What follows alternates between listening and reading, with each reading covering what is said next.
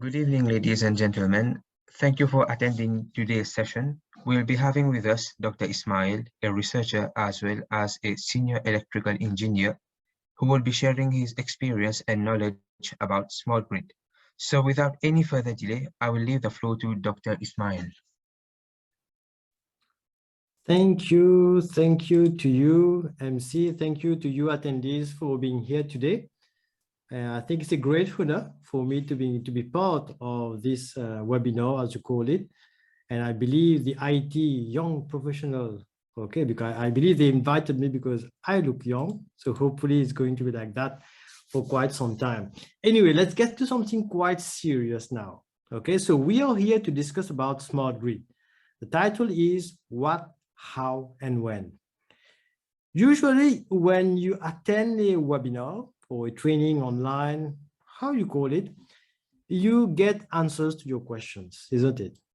But I guess at this time, I'm going to maybe instill in you much more of questions instead of answers. And it's up to you because I believe you're from the Z generation, okay, the youngest generation. It will be up to you to come up with what we call the smart grid. We are laying, maybe we, like this age group, we are laying the cornerstone, we are paving the way, but it will be most of the work is going to be coming from you, and we are going to see why. So the discussion of today is going to be about the burger. So what is the burger all about? It's the grid, isn't it? We have been around, it has been around for maybe over 100 years and so on. So the grid, the power grid. This is what we call the power infrastructure. However, we are trying to smarten it, to make it become smart. We're just going maybe one or two slides further. We're going to see what is meant by smart. But when we talk about the smart grid, what actually happens is we're just going to have an analogy between what you like the most, okay, the burger.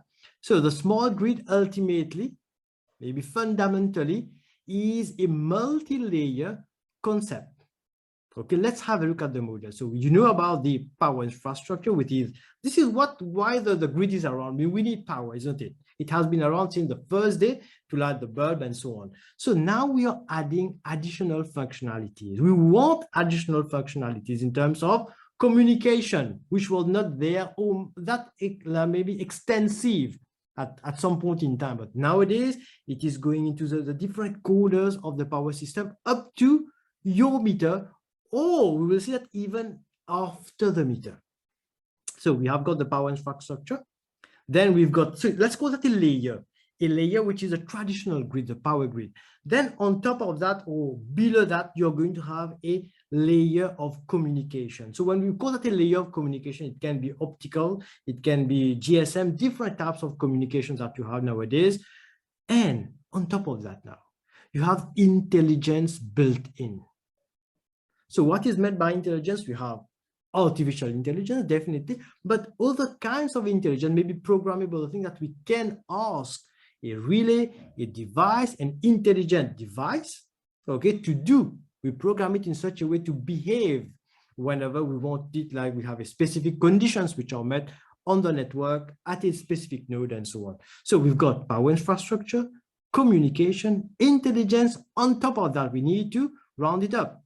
It's going to be the business application because everyone wants to get a share of it. It's no longer the power utility, the main player or the sole player. We are going to have different people, entities, stakeholder, and that's what we call the marketplace. We're going to discuss that today. And we need to have applications to run, because if we have intelligence, why do we need that? If we want communication, okay, we have the communication, but for what? We need to have applications that we can have a positive role, okay, in not managing, but being like an active stakeholder in this whole model of the smart grid.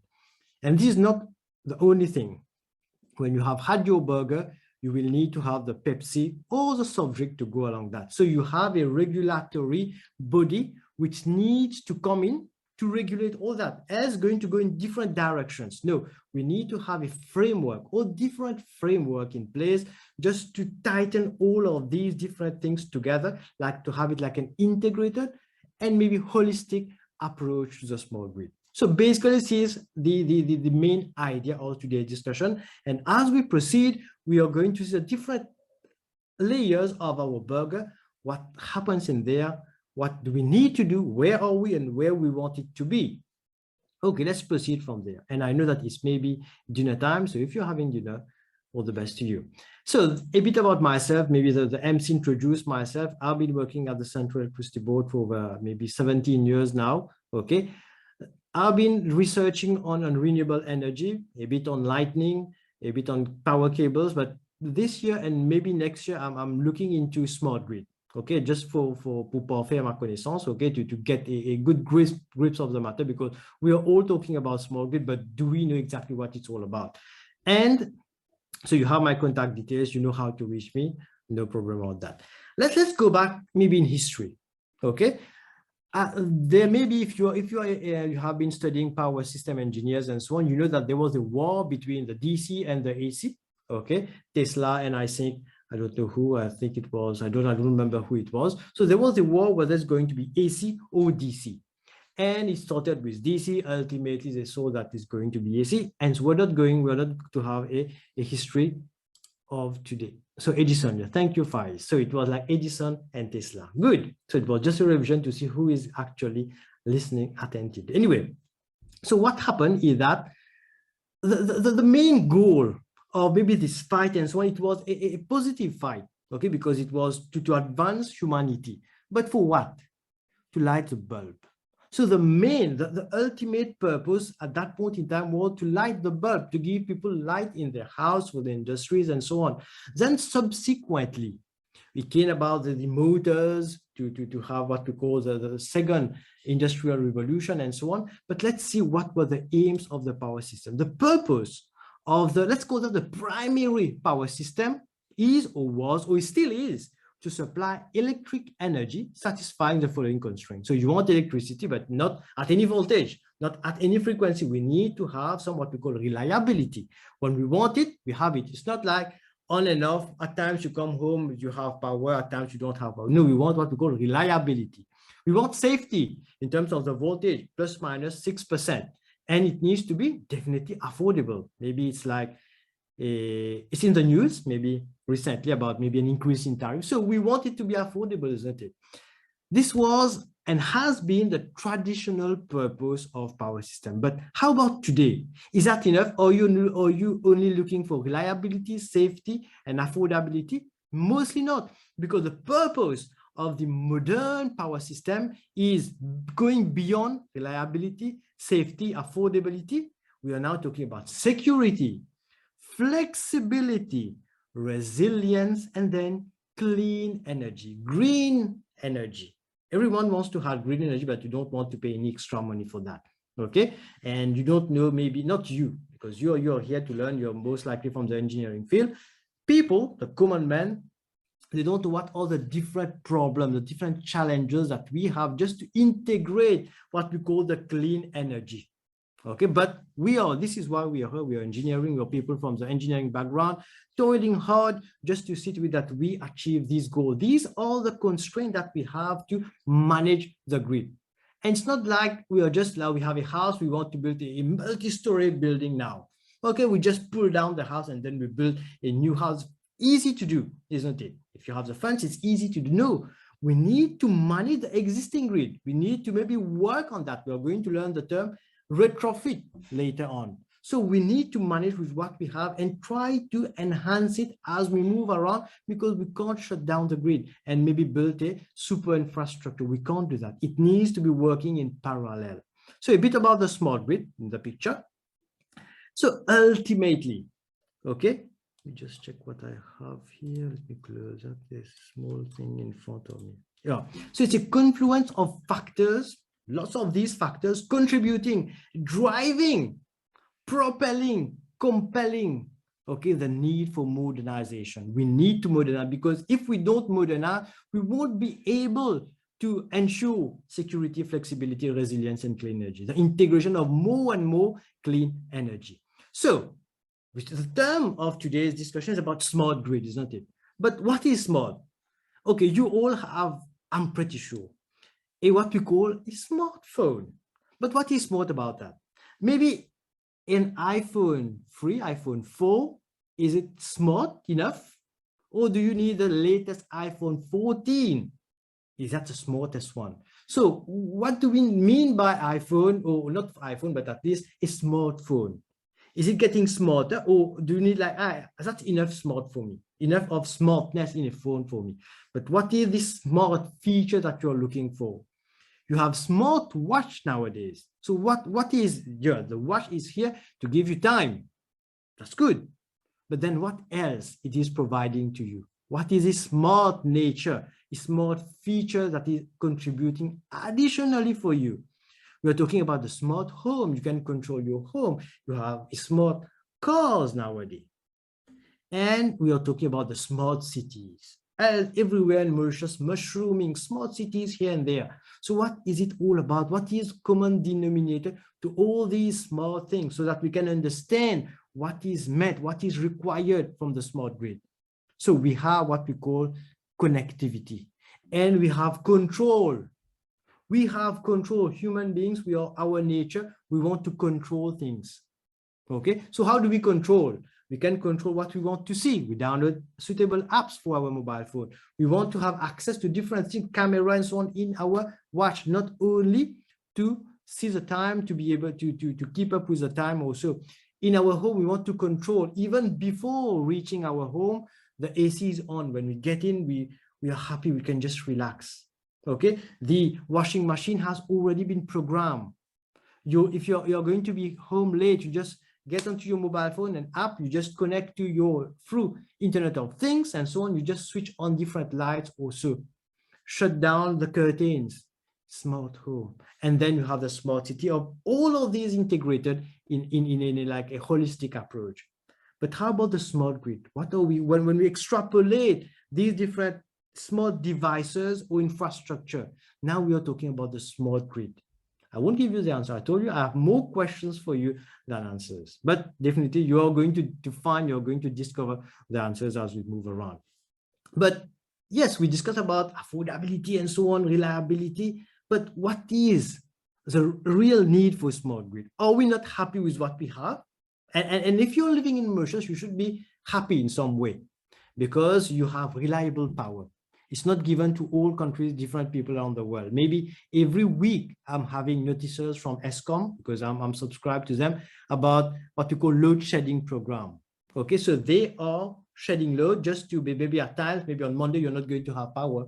On Tuesday, maybe it's going to be another region. It's like that because they're not able to meet the power requirement and so on. But this is maybe, let's put that apart. Let's talk about for our case, because this is what I know most about the Mauritian power sector. Okay, so do we need the smart grid? Or are we not happy with what we have? Let's stay on our laurels. Everyone's happy. You pay your bill. Why invest hugely? Because the smart grid is going to be a huge investment. Why invest so hugely in there? Ultimately, it's going to be the client paying, isn't it? So do we really need the smart grid? Or are we happy? Again, another question for you. Let's have a look at why. Yes, it's compelling to have this smart grid. Yes, this is what we want, the smart grid. Let's see. So this is a bit of history again, and like in the industry 1.0, where we had mechanization, steam power, weaving loom, and we move on to industry 2.0, industrial revolution, mass production, assembly line, electrical energy. This is where we move from maybe only to light the bulb, to give people light, to powering the industry. Electrical energy was some time back. I was not born at that point in time. Then we got industry 3.0, where we beyond electricity, we had automation, robotics, computers, electronics. That's good, but how are they powered? It's electrical energy again. So the common denominator from the industry 2.0 is still power, electrical power. Now we've got smart system, okay, IoT, Internet of Things, networking, machine learning. Nice, very nice. Computation power going up. But still, the common denominator remains energy. If we don't have this electrical energy, we don't have power, or we have unreliable power, unsecured power. How will our system work? Yes, you get best of the best machine learning. Oh my God, top of the category in terms of technology for IoT, the best one around. If you don't have power, how are you going to supply your system?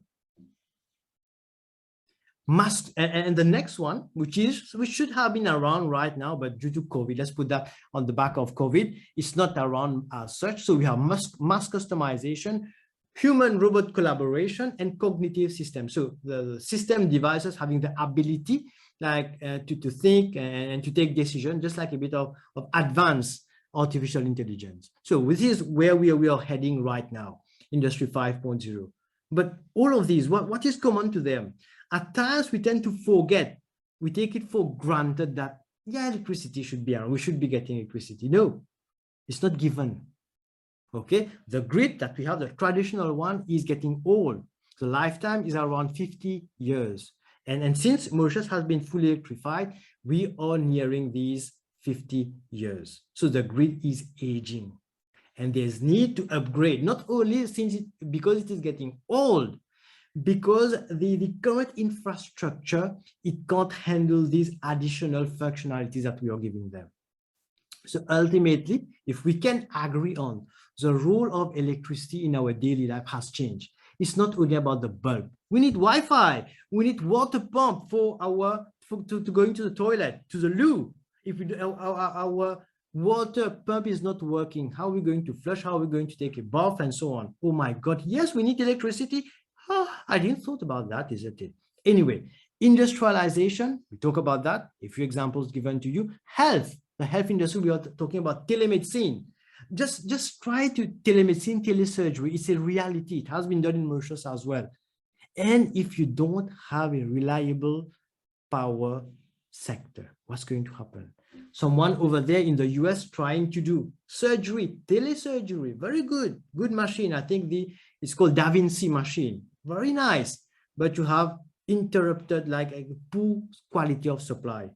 How will they operate? You imagine you're on the surgery room, in the surgery room on the table, and they're opening, and you're having like disco type energy. How would you? I don't know how, but I don't want to think about it anyway. Let's talk about education quickly. We have had COVID. Education has moved to online, and we are still trying to get people maybe face-to-face again. So education plays a big role. And nowadays we are talking about the metaverse. Oh my God, I don't know if you have time, but read about the metaverse and the effect of education. Students are not going to attend classes and so on, as we have been doing. They're going to get into their best avatar, and they're just going to be online, just like you're playing a game. They get into the class like that, and it's powerful. Okay, and you're going to realize different things. So we are moving there. It's already there. Just Google metaverse and different. But in education, I'm working on that.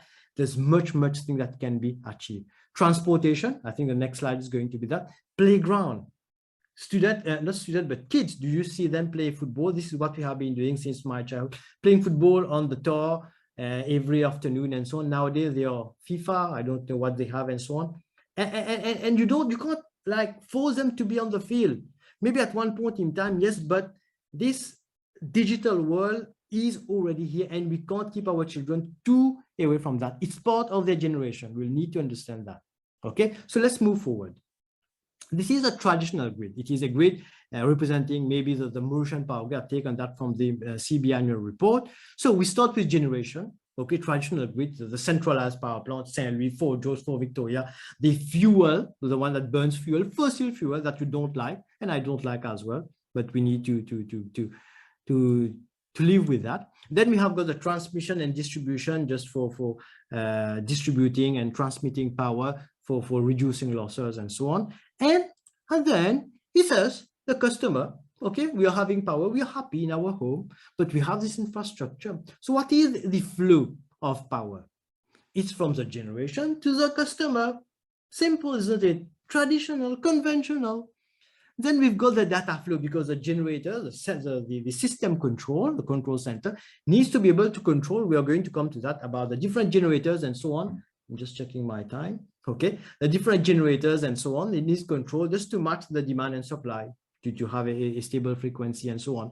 So we have they are able to manage the generation and the transmission line, but not at the different consumer terminal. Good, still, because we do not need that. Moving on. Payments now, important thing, because it's like taking money out of a pocket. So it's either other way around. So it's about the customer paying the power utility. So we have a vertically integrated one in Mauritius where the CV takes care of generation, transmission, distribution. So payment is done to the utility, one entity only. So it's the other way around. So you have never seen, maybe let's put that 20 years back, it's about the utility paying customers. Yes, use electricity. Yes, I'll give you money. Have you seen that? Maybe let's put that 20 years back. No, but it's going to become a reality. Things are going to change. This is why we need a smart grid. Okay, you have seen electric cars. Government has taken off, okay, the duty and so on that. Nice, isn't it? Okay, and then you have got Metro Express. So what is it all about? It's about the electrification. Okay, we call that the electrification of the transport sector. So yes, we are trying to reduce our fossil fuel from engine, what we call combustion engine in cars, in buses and so on. That's good. But ultimately, where is this energy coming from? Currently, where is the energy coming from? It's still coming from fossil fuel. We are going to come to see what is the next solution. So even if you have maybe an electric car, at times you need to charge that. And if you're not charged enough, you will need to borrow what we call another service to charge that. Anyway, so let's do a small recap till we have discussed about different points. So this smart grid is going to provide new solution to all problems. We have not discussed that in detail, but we do have a few slides now. New solutions to all problems. And then solutions to new problems as well, because we have got new problems, new requirement. We will need to provide solutions to that, because this is what our customers, we want. We want new things. We want control over the grid, over the power that we consume, the quality of the power. So we are requiring the electricity system to perform in ways for which it was not designed. Because you want now, instead of you paying the electricity company, you want the electricity company to pay you. Isn't that? That would have been fine, isn't it? It's a business, it's a marketplace. And you can't measure, you can't manage what you can't measure. This is management principle. You can't manage what you can't measure. So we will need to have measurement down the line, to install devices all across the different nodes to be able to manage. Because if you can't measure, you can't manage. Management principle. Okay, let's retrofit. So what is retrofitting? You have an existing infrastructure. On the left-hand side, you can see like they are retrofitting a lift to a building. Can be done. Okay, it's not like good looking, if you say, but it can do the work. Or if you have a mini, the old mini, the Mr. Bean one, if you can retrofit an electric engine in there, good for you. But what is the pain in doing that? And what is the reliability we're talking on? So we can, as maybe to some extent, do some retrofitting, okay? But if we are taking our car, okay, instead of maybe from fuel to electric, say let's move into the air. Let's do 3-dimension now. And this is what is happening in Dubai. They are not yet commissioned. They're testing some flying taxis. I think 5 of them. So it's going to be here maybe next year or so. So moving into the air. Can you modify? Can you retrofit these things into your car? You would say yes, because that's why we are engineers. Yes, but what is the pain in that? And what is the reliability? Most likely you say, let's build something new. It's easy to build something new. I would say relatively easy. But when you have an existing infrastructure, but because the traditional grid, CFIs were thinking about the traditional grid, the conventional one, what do we do with that? We need still to operate that. And it's going to be like a transition towards what we are thinking about the smart grid. What does that look like? So there is a limit to retrofitting. Okay, so what are the drivers? We have different things that we need to cover in this presentation. So let's have a quick look at the drivers. So we need to decarbonize. This has been discussed in COP. I don't know, COP 26. I don't know how they call that, because every day it's like COP. It's just like policemen, COP 1, COP 2, COP 3, I think COP 26. And they have different, maybe countries have taken different maybe commitment. Okay, some are saying that by 2040, no more fuel cars running on fossil fuel. 2040, maybe new cars, I would say. I don't know what they're going to do with the old one. So at least no new cars. I think UK is by 2030. In Mauritius, you know that the government has taken the commitment to remove all fossil fuel, not fossil fuel, but those running on coal. Okay, it's part of fossil fuel. Those IPPs running on coal, so it's going to be banned by, it's going to finish by 2030. We need to have green energy. Good. It's not an artwork just to call everything green, but let's see how this is done. And digitization, okay, we have, it's driving us because we have the capability, okay. Previously, it was not possible. Now we have this enablers called drivers and enablers as well. Digitization and decentralization. We have PV panel, which we can install on rooftop. We can install in our yard, in our what we call garden, different places. You can install these, what we call PV panel, and much more design is being done. You can incorporate in such a way that it's not an ISO, but it merged with the building design and architectural design. Okay, so enablers, drivers, enablers, you have material science, advances in material science, even the PV panel, the efficiency is going up. Not only the price is going down, but the efficiency is going up. For the same area, you can produce much more electrical power. Communication, definitely we are moving to what we call optical communication, and the GSM, the different amount of information, I think it's 5G and so on, different things moving on. It's not my field of predilection, but still. So technology, new things are happening, and this is where you get in, you the youth population, you are the one which are going to develop these things, the new steps in material science, new advances in communication, making maybe use the same, but try to make it more efficient, more productive, and technology, you know it better than me. So these are enablers. Technology can mean devices, intelligent devices, which is shrinking, is becoming miniaturized with time. So all of these drivers plus enablers are pushing us, because we wanted to go for small grid, but we say we could not. Now the bridge is forming in front of us. We can see the steps, and we are progressing in there. Let's see a few common terms, not common, but key terms, I would say. So they are active components. Maybe the poles, the insulators, the lines, they were components of the power system. They were passive. They were just there, they did their role. But active component means they can communicate, they can share information about how they are functioning, whether there are things which are not supposed to be happening, so they can condition themselves. Autonomous, so they can take decision even by themselves to close, open.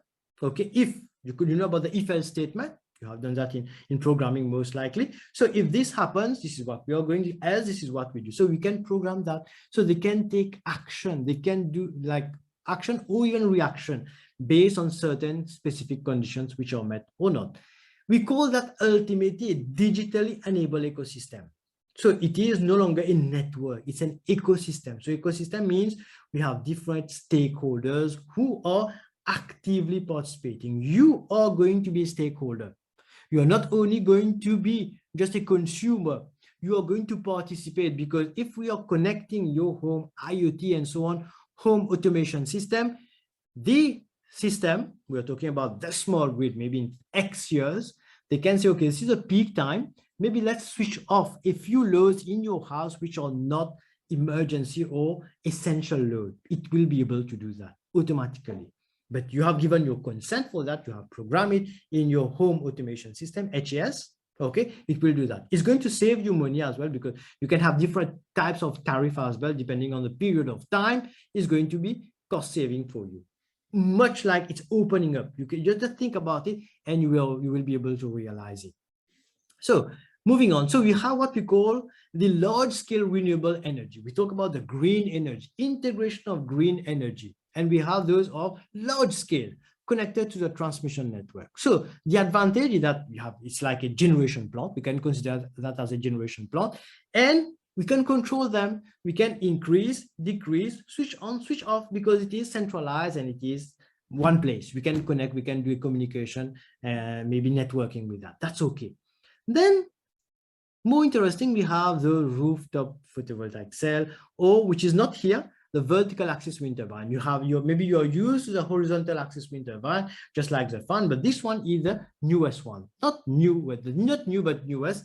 This is where people are going. They're integrating that in building now. We call that building augmented wind turbine. Okay, you build your infrastructure in such a way that it is going to bring in, to fuel in wind to turn your turbine. And it has been implemented in London, in China, in Hong Kong, I think, different countries, and it is working. So this is what we're, so in buildings, that's okay, but on top of our roof. Okay, it's good, isn't it? Green energy. But are we able to control that? Remember, for the large scale one, yes, we can control because it's like one place and so on. We're not going to distribute it. This one we call itself distributed generation. Okay, how are we going to control that? Let's move on. This is where, okay, this is what we call the consumer. When you consume power, we call you a consumer.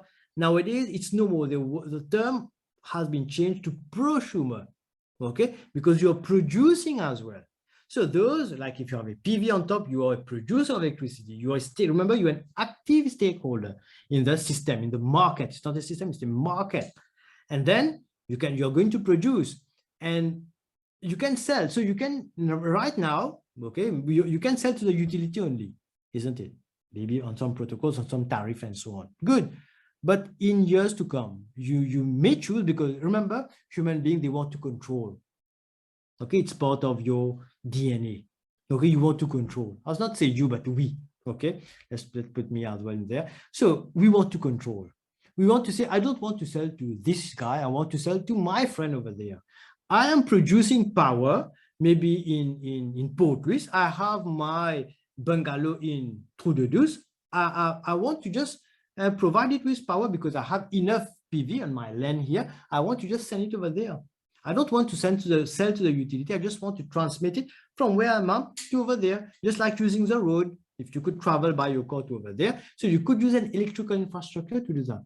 But how can we do that nowadays? How are you going to, your car, yes, it is an entity just moving around, but the electricity, you can't count the electrons and monitor and so on. So there's going to be like a system in place. And this is what we call the marketplace.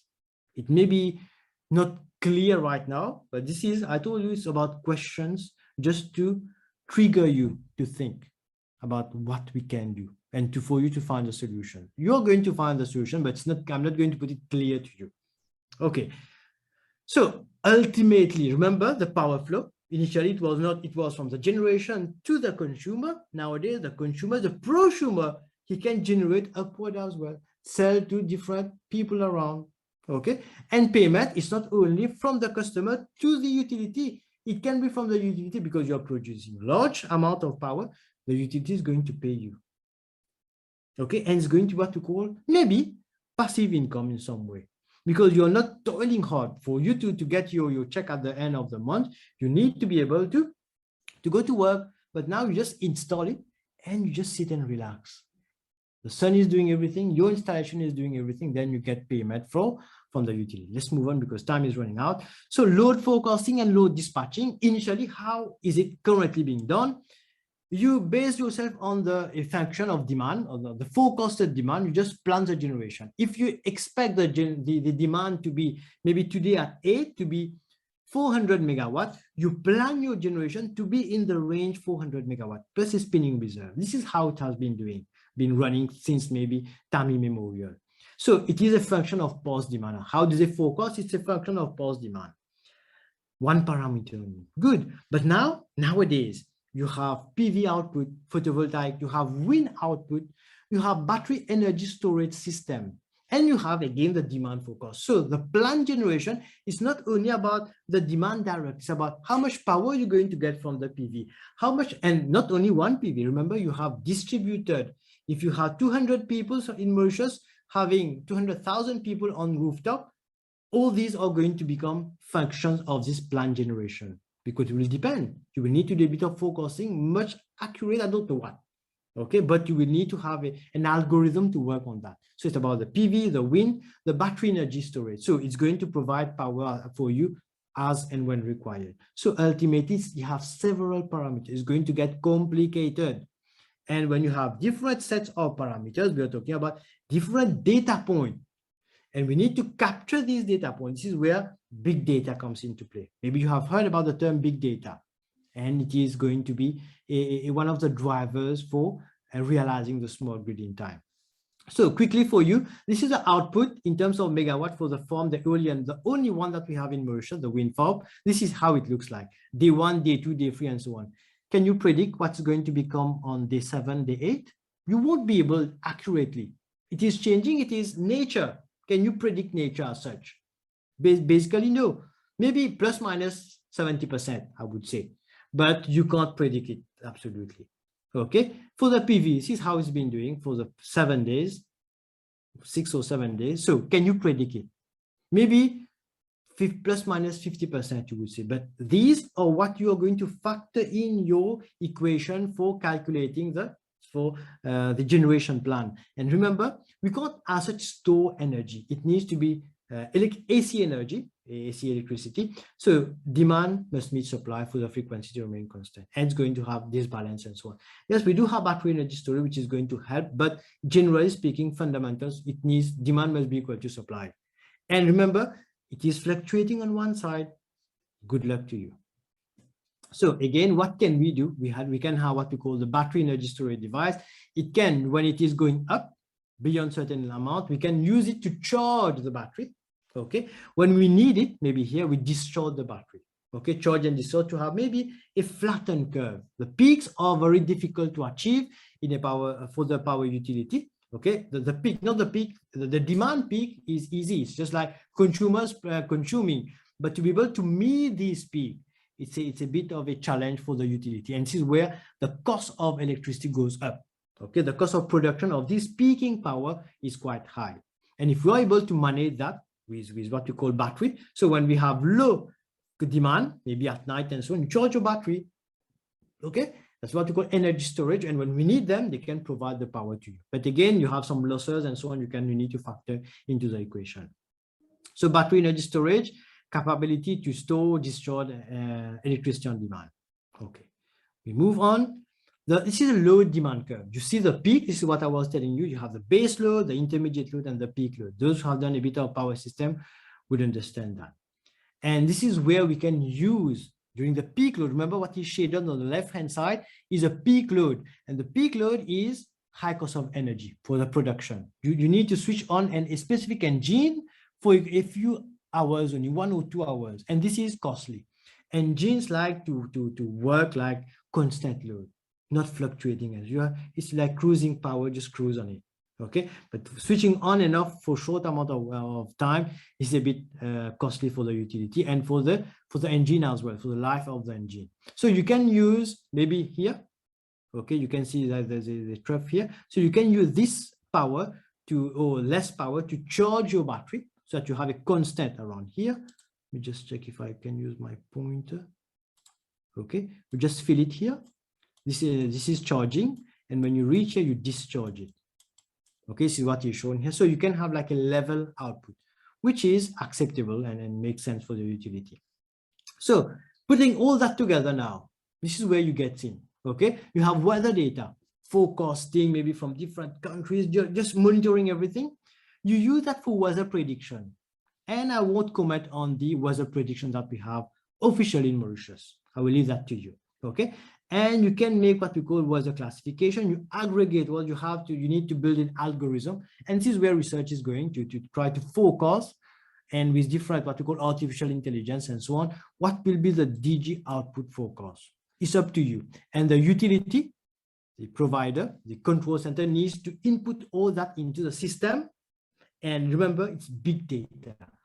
Lots and lots of data to aggregate and to use artificial intelligence to understand all that. And then they can make a decision about how much power we will need, how to balance the demand, what is expected demand, and how to balance this demand. Remember, it needs to be in real time. Okay, like seconds and so on, it needs to be in real time. So power grid management, the state-of-art computerized control centers with associated communication system and adapted substation equipment in the field for enabling remote centralized operation. Moving on, let's say you have, this is a grid, the Mauritian grid. Okay, you have the different substation and so on. And let's say you have maybe for George, and this is for George, for Victoria, Saint Louis, and so on. The load is going down. What will happen? What will maybe around 9-10 p.m. So load is going. So the power consumption by people is going down. So the system control will say lower this generator, lower the output from this generator, and maybe at around midnight lower this one as well. That's good. You can control it. Now, remember we have this is our load peaking and so on. You have all these are distributed generation. The rooftop PV. Elsewhere around the island, everyone is happy. Green energy. Let's paint the country green. How will the utility control all that? She's going to call, Mr. Paul, can it be through PV? Can you go down your PV? Can you disconnect? How will that be possible? Will you be able to control 200,000 photovoltaic cells, individual one? No, you won't be able, and we don't need. This is why engineers are there. We call that a virtual power plant. So what is the virtual power plant? We aggregate, let's say in one locality, in your region, in your Mont-Salement, you aggregate all the different, so what is aggregation? You connect, okay? You have a system which interconnects all these different PVs of your neighbor and so on and so on. Then it aggregates them together. It's called a virtual, it's like a control, a lump control. Okay, then the utility can control on and off. So when it is going to switch on, it's going to switch on the whole area. It's going to switch off all. So what is meant by off is going to disconnect all the PVs from this area. So this is going to give them a way to optimize the power system. Else it's going to go out of control. There's not going to be any type of control. Right now, our integration level, okay, penetration level is quite low, 1-2% of photovoltaic. But if we go up and maybe 10, I don't know, maybe in some countries, maybe around 15 or so. But if we go beyond that, it may start to have problems just to the control part. What you call it is dispatchable, controllable and dispatchable. So this is where the virtual power plant, this is where and power system engineers have come up with the idea of virtual power plant to just control it. Okay, so putting all that together now, okay, the control center needs to manage the battery energy storage, the wind system, the hydropower plant, the fossil fuel, all of that together. And remember, we talk about huge amount of data. When you talk huge amount of data, artificial intelligence, and you have big data coming in. You will need these additional features to help take decision making and quick decision making and so on. Okay, let's have a short question again for you. On the left-hand side, you have an X-ray picture, okay, an X-ray shot. On the right-hand side, an MRI, okay? So which one gives you much better information? If you need maybe to have an operation, you don't know what to do, which one will you rely on? You would say, I believe, okay, the X-ray is giving you information maybe for a specific amount of data, but if you need precise data, it's about the MRI, isn't it? Now, the same is happening now. What we call the paradigm shift from SCADA, the supervisory control and data acquisition, the legacy one, to PMU, which is new, the phasor measurement unit. So it is providing a way of observing the power system from a steady state, because I'm going to define what is meant by steady state, to a dynamic behavior. You have get more information in fewer seconds. In 1 second, the amount of information that you get from PMUs is much, much, much more than what you get from the SCADA. SCADA has been around for some time. It has proved its worth during that time, but we need to move forward. We need to shift from the Mini of Mr. Bean to the new Mini Cooper. Okay, so a bit of reading for you to do what is meant by the phasor and so on. But bottom line, you can read at the bottom. PMUs provide up to 60 measurements per second. 60 measurements per second, while the legacy SCADA system provides 1 measurement every 2 to 4 seconds. So you have much more data. Remember, it's about taking decision, quick decision. And the system, the intelligence that you have in built-in system, it will be able to process all these data. Maybe even if you had that times, maybe 10 years back, you would not have been able to process that. But nowadays, the computing power, the intelligence that we have, we are able to make decisions based on the values that PMU is giving. But right now, currently, PMU is not doing the the role, it's realizing its full potential. It's used for analysis of fault. When something has happened, we just collect the data, we see which one has happened, we understand fault finding. But in the near future, it will be used to manage the grid as well. Okay, PMUs, things for the future for the smart grid. So artificial intelligence is smart grid, maybe a few broad lines for you. Big data and its application, we discussed about the need for that. Cloud computing, you know more about me for cloud computing. Machine learning for performance improvement. These machines should not be like static. We just program it. They need to be able to use a bit of artificial intelligence and to be maybe I'm going to say to take decision even for the grid. Not only what has been programmed, but they are able to come up with decision making in different situations. Because remember, how much can a human decide in terms of different maybe data which are being fed to him? Impossible. So these are machines which need to, so we need to bank, we need to benefit, to reap the benefit of these, what we call artificial intelligence. I told you, it's no longer a grid, we're talking about the grid, the power system, it's a marketplace and bazaar. Okay, so the wholesale market will be much more dynamic because you will be able to buy, to sell. You want electricity, how much? How much are you going to pay me today? What is your rate? What is your rate? Just like if you want to go to somewhere, you're changing foreign, you're looking for foreign exchange. How much are you offering for USD today?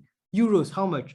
So you can do peer-to-peer trading. You can buy from this one today, tomorrow I'm going to buy from, next month I'm going to go to Winners, this time I'm going to go to Jumbo, and so on, because the promotion is better there. It will happen. It's going to be like a wholesale market. But how are we going to manage that? Enabler is going to what we call blockchain technology. Okay, so you can see I've given you, I'm going to circulate these slide maybe to you, okay, via the IET. So you have a bit of reference. I'm not well versed in, I know a bit of blockchain, but not like fully versed in blockchain, how it can help. But I know from what I've read from research papers and so on, that this is what is going to assist.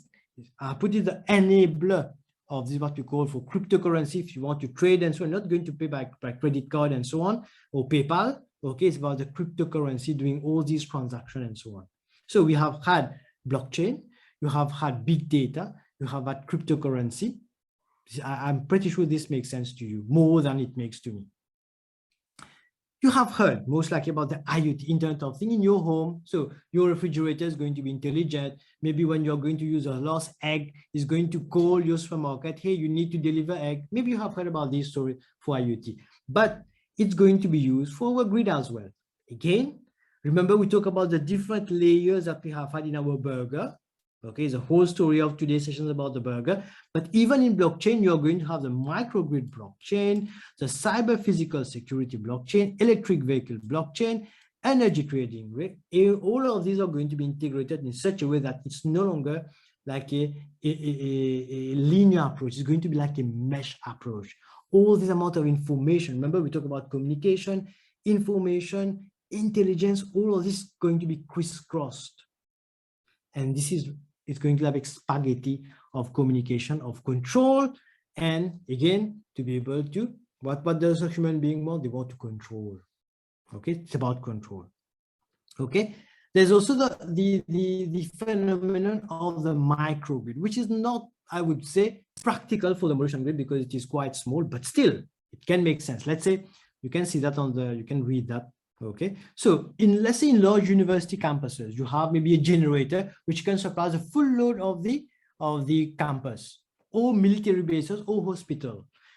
Nowadays in Mauritius, you have somewhat to call hotels. A hotel group, they have generators which can supply, because yes, they rely on the utility, but if ever there's a fault, their consumers, what you call the tourists over there, they can't remain without power. They will need to provide. So they have a backup generator, so they can disconnect from the grid and run their backup generator. It's going to be what we call a small microgrid, and the microgrid can go beyond the compound of the hotel. It's not the case right now, but it can happen. We call that a small microgrid, which is disconnected from the main grid, but it can operate on its own.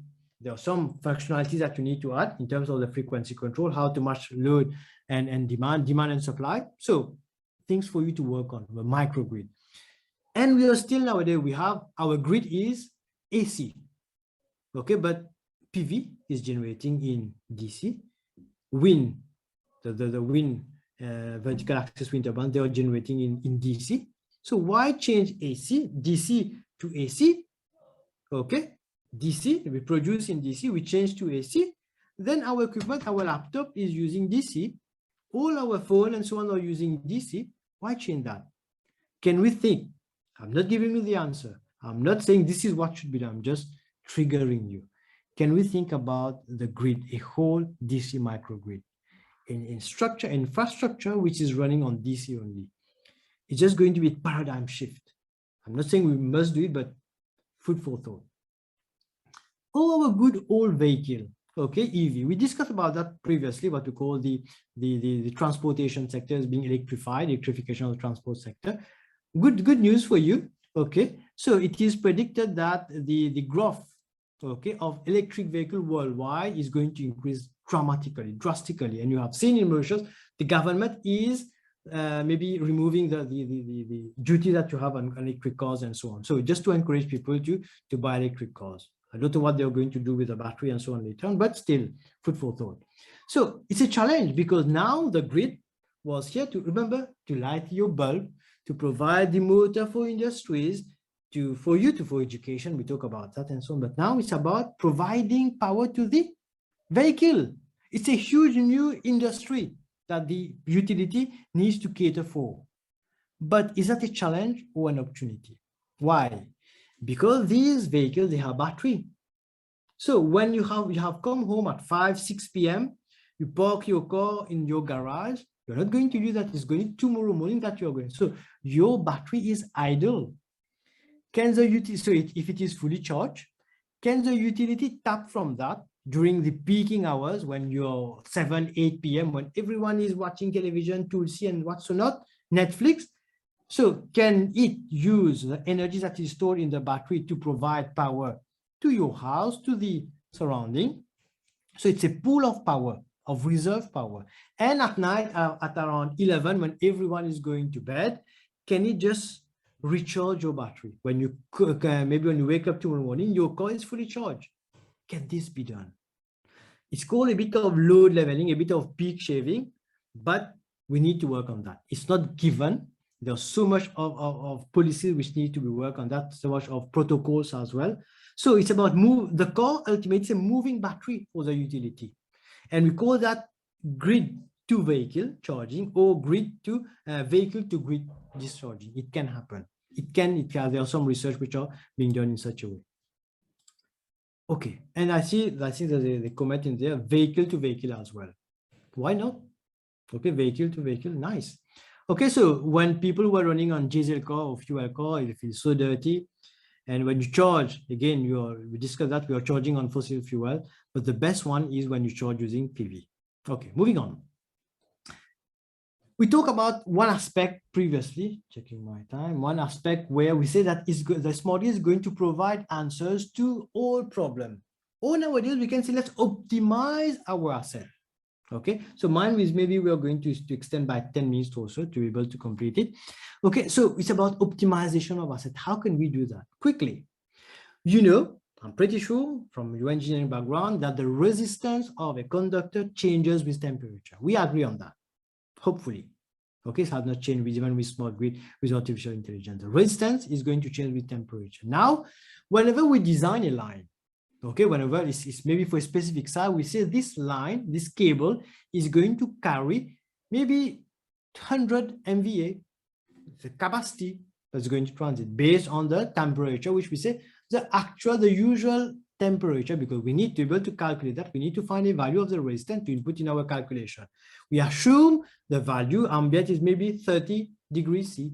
But in actual practice, it can happen when the wind is blowing hard in this region and you have lots of wind turbine. Let's forget about the wind turbine. The wind is blowing hard. So what is happening to from what we call about convection? It is cooling. The conductor maybe was 30 degrees C, but with force, but wind, it is cooling down. It is 20 degrees C. What's going to happen? Technically, it can carry more power from what we assume like 30 degrees C as a design capacity, but currently it has a capability to transmit much more power. Good. And connected to that, we have those wind turbine. We have high wind and we have the wind turbine. This is going to corroborate high wind. So you have additional capacity on your transmission line to transmit power, and the wind is generating more power to you. Instead of using the traditional approach to say, no, it's 30 megawatt, 30 degrees, it has been designed for that. No, we take the actual measurement. We don't put a thermometer on the line. We use a mercury in bulb thermometer. We measure. No, we have devices which are going to give us the value, and we don't need to have someone, this guy is installing it. The information is going to be transmitted directly to the control center. Not for someone to say, hey, the temperature is 22 degrees C. Let me calculate how much. No, it has already been pre-programmed. If the temperature is this much, this is how much capacity we can push on the line. If the temperature is different, this is how it has already been pre-programmed. And the line will accept this extra power from the wind turbine. So we optimize our asset. We don't use what we call assumption values and so on during design. It's good for the design of the line, but actual operation of the line, we use what we call actual values, live values from the field. Okay, these are a few examples of how we can install it and how it is being used in simulation and so on. Okay, so it's about capacity, and when it's going to be heated, it's going to sag. You have some clearance that you need it's mandatory clearance that you need to abide to. So when it is sagging too much, you have problems and so on. So all of these you can measure, even the height from ground. So all of this can be done in real time, and it's not for the human being to take actions on that. The system itself is going to behave. If ever there is an alarm, it's going to ring the alarm. Okay, we call that the overhead transmission line monitoring. And you have the GIS, everything on back of that to monitor that. The power utility has a lot of assets. You have the poles, the distribution lines, and so on. But the highest in terms of valued asset is the transformers. Okay, and definitely you have the cables and so on. But let's focus on condition monitoring. Let me just show you a few of them. This is the line for the line. Okay, in a power system, not only in power system, in your home, let's say your home, your microwave, refrigerator, and so on. At one point in time, it's going to fail. Okay, and then this is where you're going to have all your things which are going to get rotten and so on. And this is where you get it. You know that your refrigerator, your television is not working. So it's like out, you just need to replace it fully. But the fault has not just happened. Just, hey, today, the refrigerator wakes up this morning, hey, today I'm going to be faulty. No, it has been a lingering problem. As time is progressing, it is becoming bigger problem. Ultimately, it fails. So can you detect these small problems when it is arising? Can we detect that? Yes. This is where we do condition monitoring. We monitor different things, just like your temperature, your blood pressure, and so on, to see to it that, I think there's a hot problem happening. Be careful. Okay, just be careful. So through blood tests and so on, but we do that with a transformer. Okay, so we monitor, we condition it, and it's not like, again, human intervention. We just put the system in place with sensors and so on. It's just going to monitor. Whenever you expect things to start deteriorating, it's going to start giving you alarm. So early, you take actions on that. You can extend the lifetime of the transformer. Remember, the transformer is the biggest asset of the power system. And we're talking about power of transformers. You can do it for cables, for even lines as well. Monitoring so avoiding the problem. Okay, it's called a bit of it's beyond preventing maintenance. Preventing maintenance is like maybe around here, when you have audible noise. Okay, it's hot to touch. You use infrared camera. This is preventive. Okay, this is reactive. It's failed. But here's about condition monitoring. You can detect it right at the beginning, and the cost of repairs or maybe remedial cost is going to be very low as compared to if you need to change it ultimately. Okay, drawings now. Checking my time. So initially, this is how people were drawing the network and so on. Maybe if you have seen those plans, your house, your dad house plan and so on, it would have been on this paper. Then we moved to AutoCAD, a bit of AutoCAD, that's good, printing and so on. Nowadays, gone all those days. We're talking about geographical information system. We map all our network on a system. What system? We are going to use again the different layers. And so you mark the KFC, different burgers, different layers again. So everything can be managed over there. Your customer management system, a fault management system. If ever a consumer has no power, maybe the service line has broken, the meter, the customer meter is going to communicate. Remember, we talk about communication. This meter is going to communicate with this system to say that this person is without power. Okay. Now, if in a street, all the meters have detected no power, all of this is going to aggregate, is going to be sent to the system. So the system will say there is a section fault. Right now, currently in Mauritius, how is it progressing? If you have no power to your house, the utility will wait for you to call. Then they will know that there is a fault. We cannot remember we want control now. We want full control. We want to do more. We need energy for more than the bulb. Okay, just for the motor, we need it for Wi-Fi to listen to this webinar. Okay, so what will happen? It's a way. So what in terms of the reaction time, it's going to be much quicker because the utility will, it's a section fault, and maybe the whole area now is without power. So it's going to deploy much more of power, human resource, and so on site. But this is one aspect of it. Let's see what. So this is the different layers. You have the base layer, so road maps and so on, and then you have the electrical infrastructure map on top of that. Again, different burgers and so on. You can access that. We talk about your smartphone. It can be accessible using your smartphone. So we are working on that. Okay, it's already in place in some region, but we have, remember, application that yes, you have the technology, but you need applications, and this is where some software engineers comes in. Okay, even software engineers, they have a place in to play in the achievement of the smart grid. So we need to have this software to run on that, to be able to get all the information, to put that in a human device interface and so on. So interaction of the mapping, weather condition, smart metering, web application, phone dispatcher, CIS, customer information system. Also, we'll know exactly which customer, we know the phone number and so on. Everything comes into play. We have the danger part as well, we are going to see. So drone technology, I won't spend much time on drone technology, but you would know, okay, that drone is doing a huge job for inspection of line. I don't know if you have seen those guys climbing on those towers. It is really hard. And they do it during the day. The sun is hard outside, and you need to go on top to change, to inspect these fittings and so on. It's tedious. And you need to be medically fit to do that. Okay, chapeau à eux. So it's a really tough job to do.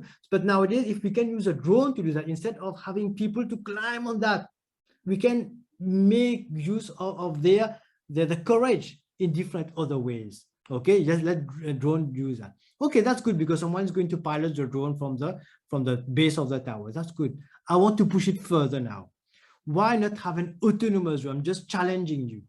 Why not build an autonomous drone where you program it how to go along this line? You put the different coordinates of the line, say inspect this, and you maybe it's going to connect to a system to say whether this shackle, this hardware is corroded. This needs to be changed. You pre-program all that into the drone. And at the end of the day, you got a printout about, okay, this is a tower line. You've got 12 towers in there. You need to change 2 shackles there, 2 fittings there, 2 insulators there. Can you do that? I'm challenging you. I know it can be done. I can do it on paper, okay? But I don't have time to make it happen. So over to you to do that, okay? Automatically detecting that. Okay, you can do vegetation. This is around the LiDAR survey, vegetation management. So you just go through the line to see whether you have trees and so on, which are too close to the line. It can shade it, those you see in red. So you need to intervene on that. Maybe orange, maybe after 1 week or 2 weeks. So you plan your maintenance accordingly. This is what we call vegetation management. How will that help? Oh, it's going to be huge because it's going to cost a lot of money, those drones and so on. Yes, it's going to cost lots of money, but we need to think differently as engineers. So the cost of walk-lag inspection, someone going pole-to-pole inspection, tower-to-tower inspection, what is the cost is around 6,000 rupees per kilometer. If you do a LiDAR survey, it's going to cost you 3,000 rupees. Here it is like a discount of 46%. And if you draw the drone photographic inspection, it's going to cost you 2,000 rupees as such per kilometer. So overall, if you move from the traditional, this is what we are doing, or we're moving to the drone, definitely, but the traditional one is around, and what we want to achieve to be what we call smart, it's about 61% decrease in cost. Can you do a cost benefit analysis for me? A financial analysis to see to it, if we invest in the drone photogrammetric, wow, photogrammetric inspection, after how much time we are going to break even, and how much of tower lines can we inspect more? Because remember, walking inspection is going to take time. We have not factored time in there. It's about the cost only. Can you do that? This is the work of engineers as well, to do the financial evaluation to go for the best option. Maybe interesting point as well, the self-healing network. I love this one. Let's take, this is maybe a line coming here. This is power, okay, coming from one direction, providing to these houses and so on, and these houses. So you have a secured line here. It's a ring circuit, okay. Let's see what happens. There's a fault happening here. This section is full. What would have happened to these people? They would have remained without power. When the utility comes, they are going to operate, look for the fault, repair the fault. If it's an underground cable, 1 week, 2 weeks, and so on, without power. Overhead, maybe in 2 or 3 hours. So what is it? Let's see what can be done. So you have devices here, which are going to communicate. They're going to say, oh, I have power. Oh, I don't have power. They will know exactly where, in between which node there's no power. Okay, then they are going to open this up and power is going to flow in this way. So this one is going to get power. So it's momentary. When I say momentary, it's a fraction of a second. And this can be done like manually, someone on the control system just checking the different values, but I want more. I want to have what we call a self-healing network. You pre-program it. If this happens, you know about it's about the simple if-else statement. It's the way you put it. If this happens, this is what needs to be done. If this happens, you nest it, you loop it. I don't know what you do, but you can do that. Okay, you're putting intelligence in the system. Self-healing network. It's robust, automatic reconfiguration. Check, check, check. Okay, fault management system. So how about your customer? They're going to be happy. Even some customer won't even know whether there has been a fault. There's a flicker, oh, just power, maybe a bird, a bat, whatever. The fault management system is working. Those are going to communicate to know exactly where this fault has happened. The team is going to come, inspect, start the repairs, and so on. No one will know. So outage management, fault management system, the response time, practically nil. Okay. The frequency and duration of interruption is going to go drastically down. This is your work to bring out these functionalities in the smart grid. We talk a bit about the energy storage, but I wanted to touch on something else here. Okay, you know about how it works, the peak shaving and so on. You know that nowadays you can export electricity, energy, you generate on your PV, you export. But how about you having a storage device on your location? You store energy, then you sell to your utility when they need. Is it that opening a new market? I've not seen it, but can we? I was thinking when I was preparing that, I said, why not have it?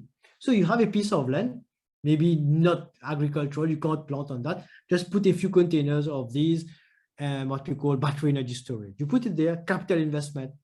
Then you connect to the utility, you have a contract. Okay, whenever they need power, you're going to charge it. Whenever they need power, you just provide them with power. It's just a way you are just acting as a producer. Okay, but it's stored capacity. So you're opening up a market. You can get what we call passive income from that. Over to you. Okay, a bit on facts. So facts are flexible AC transmission system. Nowadays, you know about we can in a transmission line, it's based on RLC.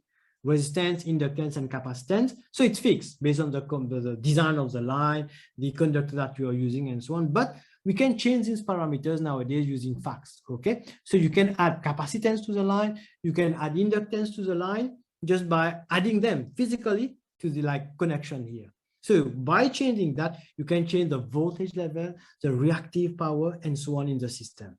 Okay, so this is maybe additional thing. So this was existing problem, but you're providing new solutions to that.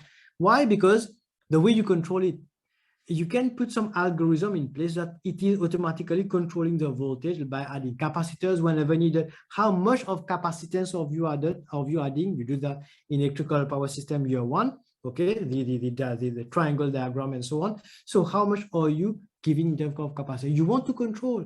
You can have your set point, and then the system is going to regulate automatically. Last point about the metering. Maybe we keep it out because but it is one of the most important ones. We have the electromechanical bandada. Okay, electromechanical one. So the meter reader is just going to come once a month to just take the reading. Okay, that's good. It's working analog. Then we move on to electronic, then the smart meter. The smart meter advantages. Let's go through that quickly. Solid state, 15 minutes interval data, 96 reading per day. Remember, the other one was 1 per month. This was 96 reading per day. Two-way communication, on-demand reach, remote disability disconnect capability. No need for the utility guy to come. If you're not paying, from distance they can disconnect you, and it can be pre-programmed as well. Okay, if you're not paying after 3 months, you just go out. HAN, home automation network, so it can be used to control the different devices in your home, energy management, and so on. So much more of capabilities of the smart meter. And nowadays we are even moving to the one which looks much better in your home. You can control, you can see with your energy usage and so on.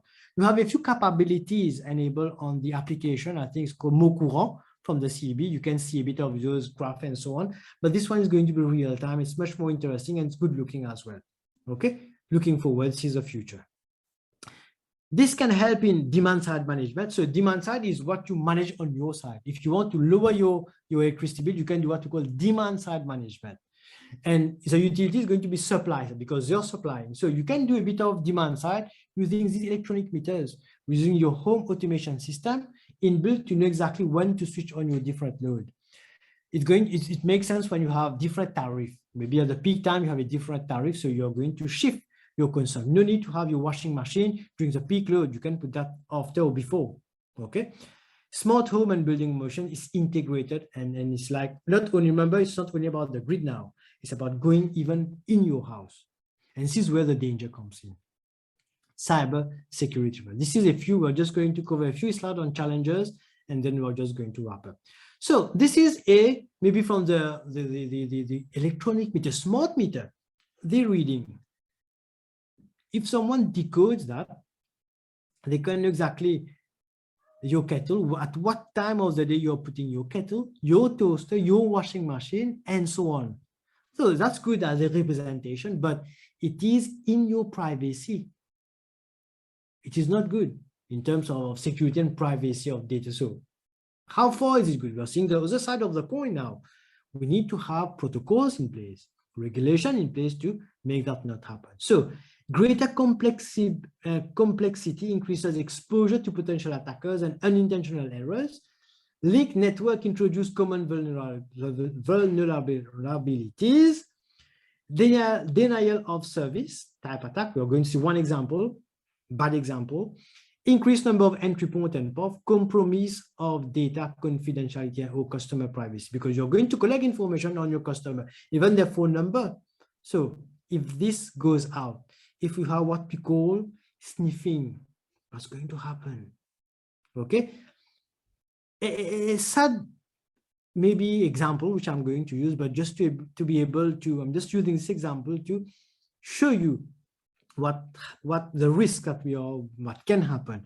Remember this poor guy, okay, I've hidden the name and the face. So he was driving in his Mercedes on the motorway and the car caught fire. So the car was on fire. Those passing by, they could see, they observe and they relate that this guy was trying to get out of the car.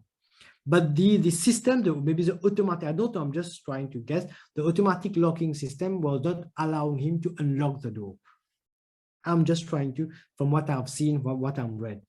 So it's good, it's a new car, okay, relatively new, be a Mercedes car, okay, and then in terms of technology, it's good. When you get in, you start driving, automatic locking and so on, oh, that's fine.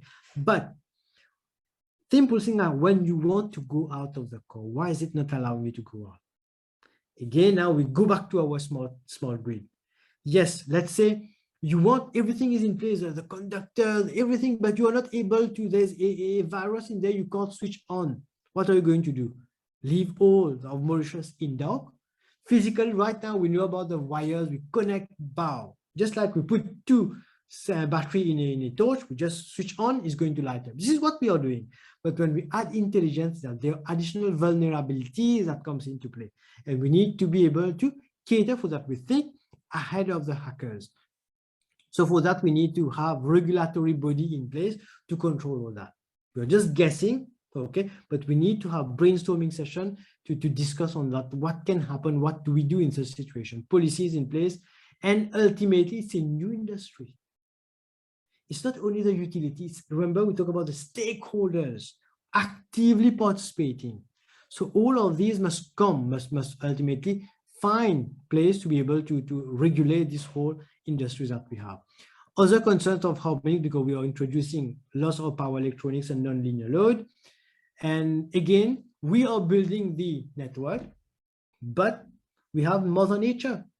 We can build the best network in terms of smarting, the smart grid and so on, but how far can we resist the weather?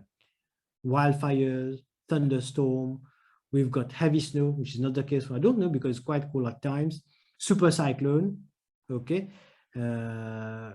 these heavy rains, okay, full substation submerged in water, okay. Now, question time. Again, it was about questions, not about answers.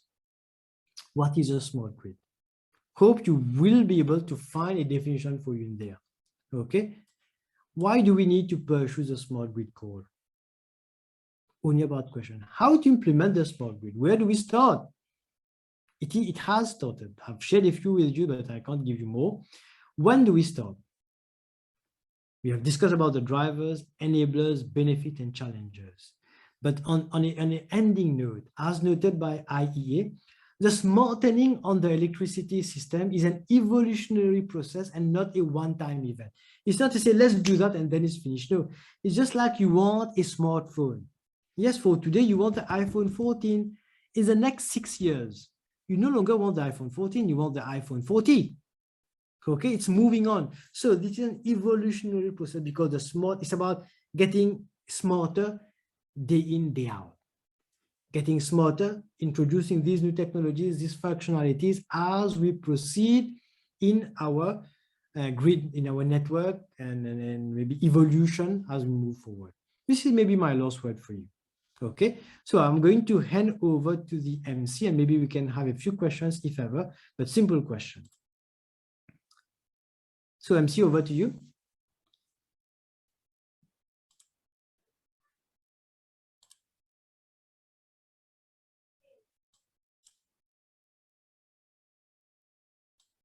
MC, I don't know whether you are still here. Maybe you're having dinner. You think about the burger. Anyway, if you have some question, just put that in the chat or question and answers. I've not seen it more. So from Faiz, what is aging in the traditional grid? So what is aging? The infrastructure.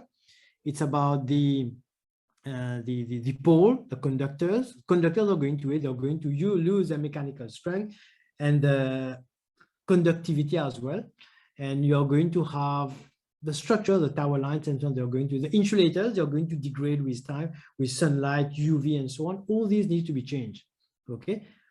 Pump hydro storage can be an alternative. It is used in some places, but I think in Japan and so on, they have stopped using it. They had it, okay, pump hydro, but not, it's not developing as such. As we have seen, like PV and so on going up, battery energy storage, easy.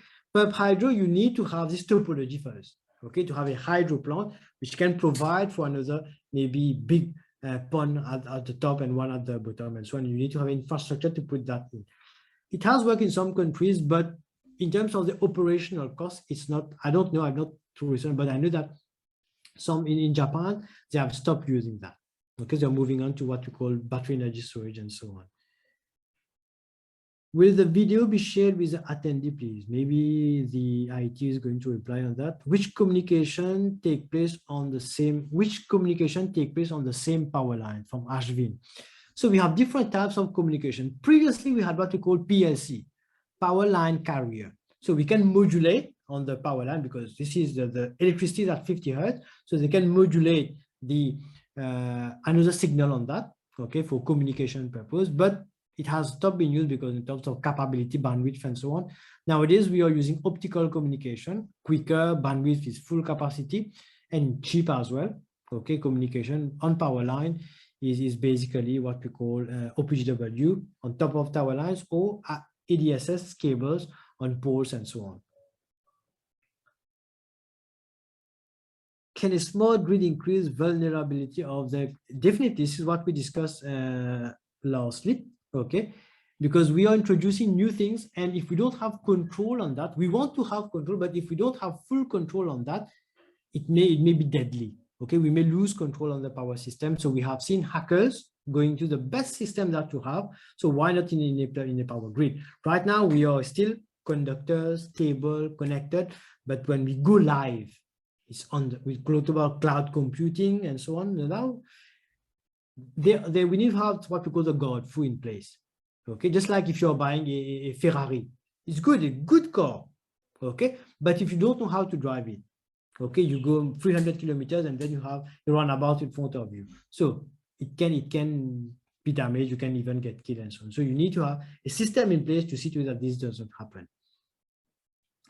Since the attack surface may increase due to small grid, what other consequences bad actors get into play? How to prevent? So this is what are the question which I'm going to set to you. Okay, so we have the potential of having attack. Okay, every technology, everything that positive you have the negative side as well. Okay, just like the other side of the coin. Internet, it has positive side and then negative side. Again, this one, the smart grid, it has so much of benefit that we have seen, and we need to go there. This is a road that we need to travel onto, but we need to be careful. We need to take all our precautions before going head on in there. We need to check what are the different loopholes to see to it that we manage our grid properly and so on. So I know there are so many, so it's about the cyber threat mostly, okay? Physical threat as such, it's not only the weather, okay? Or you have sabotage, okay? This is, we can't handle that. But this cyber threat is what is when we have a network, everything is controlled automatically through network and so on, intelligence, so someone can get in, okay? And cause havoc and so on. So we need to have a plan B, maybe to switch off and then go back to the traditional system. I don't know, okay? We need to think, I'm not the only thinker. We need to have different peoples in and think about all that. So any more question?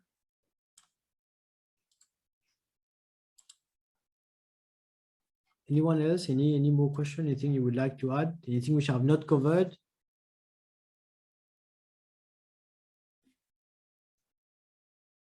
So if no more questions, then thank you. So MC, anything you would like to add?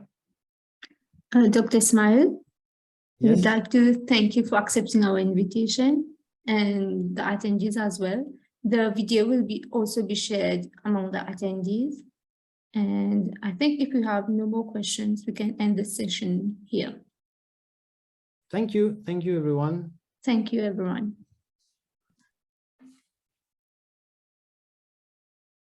I think we can end it here. Okay, thank you. Bye-bye. Okay. Goodbye.